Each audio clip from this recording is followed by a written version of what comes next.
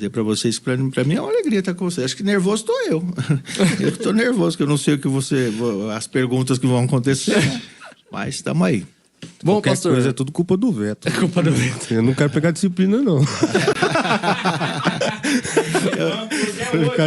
Pega leve que eu pego leve.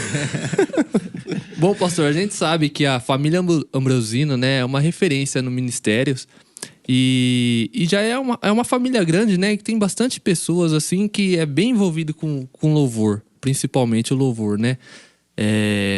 E a gente sabe que tem muitos talentos que já fizeram parte do nosso ministério e tem alguns que fazem parte do ministério até hoje e que vão vir futuramente, se Deus quiser, né? Conta um pouco o seu contato com a música, primeiramente, como que foi suas referências no começo, como que o pastor começou, porque a gente sabe que o pastor toca. Sim, eu na verdade, assim, eu toco, mas perto de vocês eu nem falo que toco, porque eu toco o famoso arroz com feijão, né? Então, eu toco simples. Eu aprendi, como se fala na linguagem aí, leiga, né? Aprendi de ouvido, né? Eu não sei as cifras e tal, fazer leitura musical mesmo. O meu pai tocava violão, aí ele ensinou meus 2 irmãos, e um dos meus irmãos, né, o Ismael, ele passou para mim, então, algumas noções.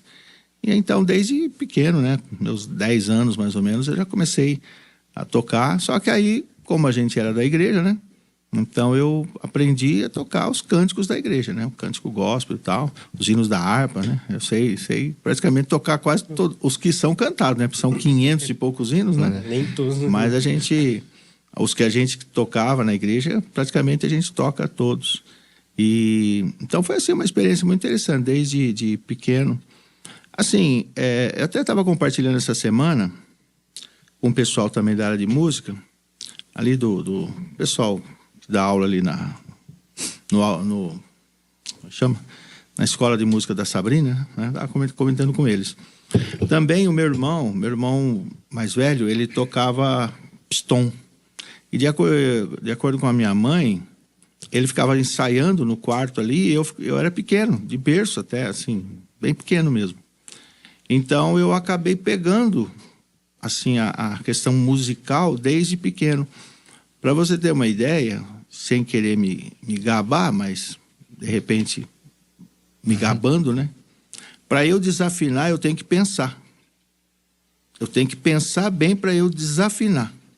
Porque a afinação já veio comigo desde pequeno. Acaba sendo algo natural, algo já. natural já, por causa dele tocando ali o pistão. Aí diz que minha mãe falava que eu começava a falar palavras cantando, né, na voz de criança pequena, cantando o que ele tinha tocado, né?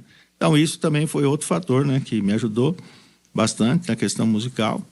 E aí nós somos como é que fala? Da raiz, né, os crentes mais antigos, né?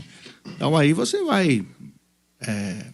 as referências que nós tivemos na época, né, de música, era Oséias de Paula e Antônio Marcos e pessoal já aí que hoje quase ninguém conhece muito, né? E a gente aprendeu então a cantar esse tipo de música, tocar, né? A igreja, é interessante que ela exigia bastante, né? Porque o pessoal antigamente tinha aquele negócio de oportunidades, né? Sim. Então o pessoal ia na frente e às vezes começava a cantar sem ensaio nenhum. Então você tinha que pegar o tom na hora ali, né? Então você ia no braço do violão, até achar o tom, e ali... Mas muitos começavam em mi, já ia para fá, daqui a pouco estava em sol, e você ia com cada estrofe aumentando o tom, né? E isso é bom porque você acaba pegando também uma prática, né? E aí tendo que aprender as escalas, tal, mesmo de ouvido, né? Mas essa foi a minha experiência, né? Meu início, né? Sim.